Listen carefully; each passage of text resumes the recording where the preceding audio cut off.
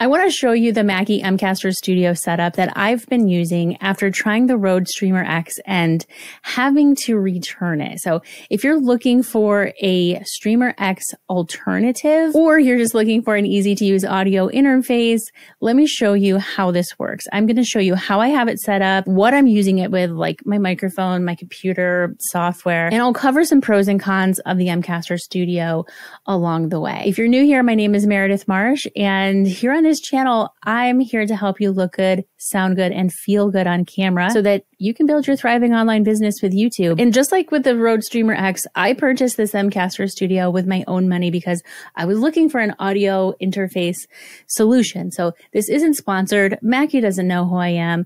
And I did a whole video on my review and experience of the Rode Streamer X that if you haven't seen, I will link to that down below. So I don't want to make this into a M-Caster Studio versus Streamer X, but since I did buy this as a replacement and an alternative to the Streamer X, let me just share a couple of things with you. This is bigger than the Streamer X. It takes up more space on my desk. So it's probably, I guess, maybe like about twice the size, but it is a little bit of a different shape. The Streamer X has that built-in capture card. This Mackie M-Caster Studio does not have a capture card, but this device is basically plug and play. You plug it in, you turn it on, it works. And once you know what all of the knobs do, it's pretty easy to figure out. In fact, all of the places to plug things in on the back, colors correspond to the lighting and the colors through here. Like the XLR input is blue, and that corresponds to the blue microphone light over here. If I had a gamer headset set up and plugged in, then I could switch back and forth between that here. That's a different color. So the microphone I'm using for this recording is the Mackie EM99B. When I bought the M-Caster Studio, I figured, what the heck? Let's try out their microphone. It's an XLR only microphone. It's a dynamic broadcast microphone. So this is plugged into the M-Caster Studio. The M-Caster is also plugged into the outlet, and it's plugged in, connected to the computer through USB. And I have my earbuds, my in-ear monitors. These are wired that go into my ears, and I like using these a lot better than, regular, over-the-ear headphones, because why would I spend all that time doing my hair? Just put on headphones, guys. Come on. And before you put anything in your ears, it's a good practice to just make sure that all of your knobs, the volume knobs, are turned down. So this knob over here on the right-hand side is what controls how, the volume of what you're hearing. So I'm hearing my microphone in my earbuds, in my in-ear monitors. So make sure that's turned down before you put in your monitors. So assuming the M-Caster is plugged in, it's on, it's connected to your computer, your microphone is connected, and you have your earbuds or your headphones on, you're going to come up to your sound settings and select the M-Caster Studio for your output. If you're on a Mac and you hold down the Option key, when you hit the sound settings, then you'll have the output and input, and you can select M-Caster Studio for both of those things. So all of the sound that's coming into your computer through your microphone is going through the M-Caster, and everything that you're hearing is coming into the M-Caster to your headphones. Now you can turn your headphone volume up, maybe like halfway-ish or so. You can then take your microphone input and make sure you have microphone selected unless you have a gamer headset, in which case you want to press this button and switch it over. And then just turn up this input knob here. So mine is up about 3/4 of the way. And when I first set this up, it kind of seemed like it didn't work. I couldn't figure out how to actually hear my sound and record my sound. And it was just because I hadn't turned the knobs up far enough. Also, because I have my computer output set over here, then this volume knob here will control what I'm hearing from my computer. To record a regular YouTube video like what I'm doing right now, I have my microphone at about 3/4 of the way up. I have my headphones right around here. This kind of controls everything that I can hear. Now, when it comes to recording a video with the M-Caster Studio directly on your computer, what I love about this is the way I have it set up with my real camera through the Elgato Cam Link, and then the M-Caster plugged in to the computer with a real microphone is it doesn't matter what software I'm using to record, whether it's Descript, ScreenFlow, Ecamm, Zoom, any live streaming software that you might be using as well. And you'll be able to hear yourself and you'll be able to hear your guests or whoever you happen to be talking to in your video if you have other people in your video or your live stream. I've explained many times before, but let me just remind you, I'm using the Elgato Cam Link. And for my camera, I'm using my Canon M50 Mark II with my Sigma 16mm lens that's connected to my computer through that Cam Link. So I have my microphone selected. I have my output selected through the M-Caster, and then I just make sure that I select the Cam Link as my video capture, my video input, and we're good to go. We're rocking and rolling. I do like to use Adobe's Mic Check just to make sure that my microphone settings sound as good in my ears as they sound to other people and that they'll sound in the recording. So that's always a really good habit to get into. I'll link to that down below. As far as the M-Caster, let's get into this actual device because this honestly is so cool. One of the things that I really like and appreciate about the M-Caster is that there is no software. I feel like the more software you have when you're trying to record a video or run a live stream or do a video interview or something, like the more software you have to monkey with, the more things you have to troubleshoot when something isn't working right. And so with the M-Caster, I plug it in and it works. So in a regular setup scenario for recording a YouTube video or getting on a Zoom call, this is what my knobs look like. This is how I have my M-Caster set up. So obviously I have my microphone on. I can hear my computer audio through here because I have that selected. My phone is not connected. You can connect your phone through Bluetooth or through a wired connection, which is really cool. That means that you can use some of the effects and like voice modulation effects that I'm going to show you in a minute. You can use those on a phone call, which is kind of creepy. I tried it with my kids and it was kind of fun. I don't know if I'll use that in real life, but it's cool that it's there. Now, I mentioned that one of the things I love about the M-Caster is that there is no software. It just plugs into your computer and works. Because there's no software like you would get with a Rode product, for example, there aren't as many things you can do to customize the sound of your voice. But that also means they make it really easy to just kind of like hit a button and make your voice sound good. If I come under contour right now, my microphone by default is just set to broadcaster. And this knob right here is how much of that broadcaster contour to apply to my voice. So if I turn this all the way down, this is what it sounds like, just straight up microphone, no contouring, no effects, nothing. If I turn this up, then you'll be able to see that it just kind of changes the sound of my voice a little bit because it's contouring. It's probably like bringing up the bass a little.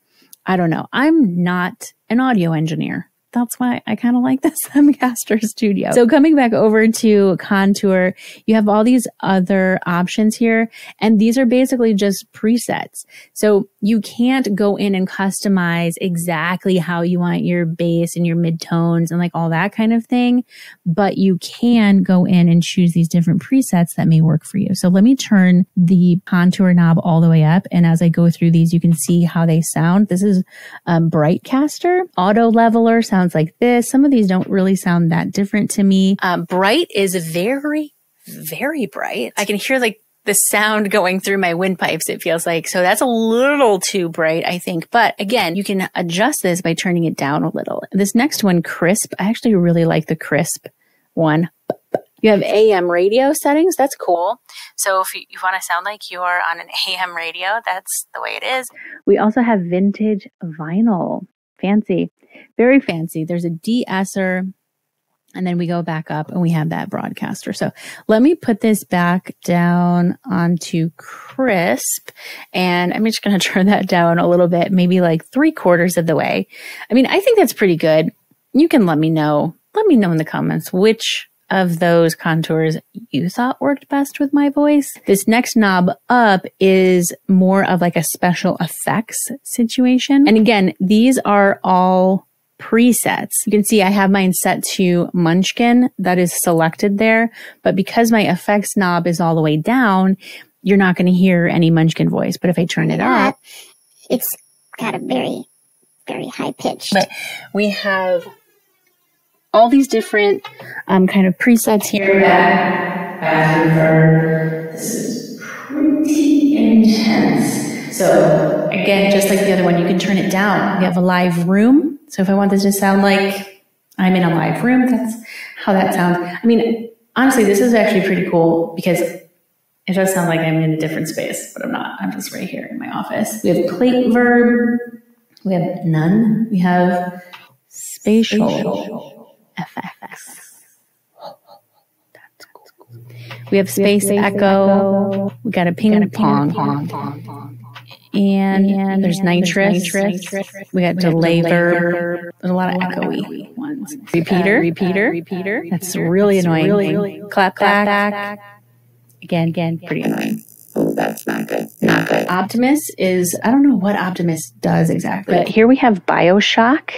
That's cool. Hey, that's actually pretty cool. I kind of like that. This is Diablo. This is the one that I tested with my kids through my phone. So creepy. Oh my gosh, this is so creepy. But if you wanted to make an anonymous phone call, which wouldn't actually be anonymous because they'd see your phone number, you could do this. You could definitely do this. And then you have Mega Deep, which is so funny. Oh my gosh, this is a really funny one. This one here is Grandma. And honestly, this one does not sound very grandma-ish to me, to be honest. I feel like it sounds a little bit more Munchkin. It's a little awkward, but it's cute. It's cute. Grandma. I'm just going to make sure that I have no effects on there, but you have some other settings in here too, like the Bluetooth settings so that you can connect this to your phone. You have the sampler settings, which are these buttons here. You have 4 sampler buttons. So that's where you can have a sound effect like an applause or Jeopardy music on a Zoom call or something like that, which are just kind of like bonus extra sort of fun things that I honestly thought that I would play with a lot more on like a group Zoom call in Thriving Creator Society. You can program these or record into it so that you can play like whatever. So for example, let's see if this works. There's our applause. And so to get to where you would program these, you just go into the sample menu. You can hit assign. There are some pre-programmed samples in there, like the applause, and then you just select which button you want to apply the applause to. Or you can actually turn the M-Caster Studio into an actual drive on your computer to import music into. So if you have a podcast intro music or something like that, you can just literally drag and drop it into the M-Caster Studio by connecting it to your computer. And then you would have that to select through here. Now, I tried that and I could not get it to work. So I'm not totally sure if I just was doing it wrong, but let's see what this one is. This is some background music from Epidemic Sound. I've been playing around with some intro music for a new podcast that I'm working on. More details coming soon.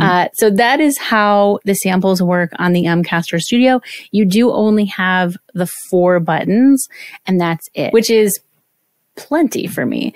What else do we have in here? Oh, the lighting. You can adjust the lighting of your samples buttons. This is just how I have mine set up. And then you also have this light that goes around the bottom.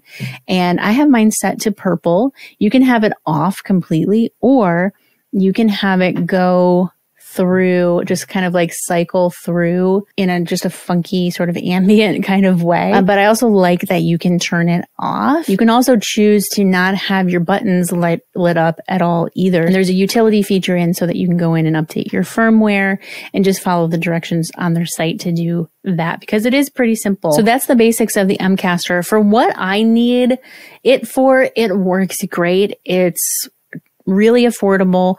And I like that there are presets rather than me having to try and figure out how to be an audio engineer.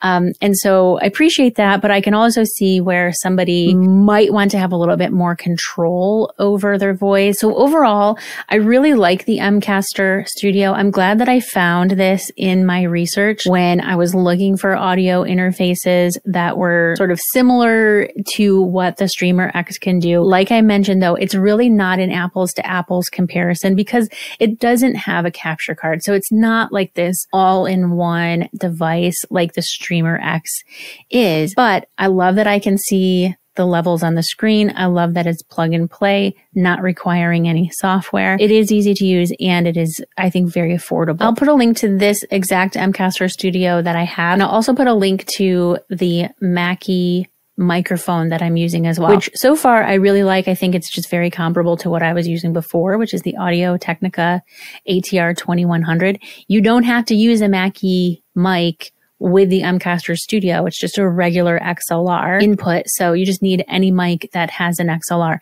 You won't be able to use it with a mic that has just a USB or a USB-C. Unfortunately, it's just XLR. So that's it. That's the M-Caster Studio. 2 thumbs up for me. Now, one of the reasons why I went down the whole rabbit hole of trying to find an audio interface to begin with is because I want to remove as many roadblocks as possible for creating content, and having better audio, better quality audio with less troubleshooting of some sound weirdness that I was getting plugged directly into my computer means less time editing, because we all know that making videos, making podcasts, video podcasts takes time. And the bigger the library of videos on your channel, the faster your channel grows. So the faster you can get more videos out there, the better off you are for growing your channel and building a thriving YouTube channel and a thriving online business. So if you're not seeing the kind of growth that you are hoping for with your videos, I have a video explaining exactly how to become bingeable on YouTube so that you can attract new viewers and subscribers with every video that you publish. And I've queued that video up for you over here, and I linked it below.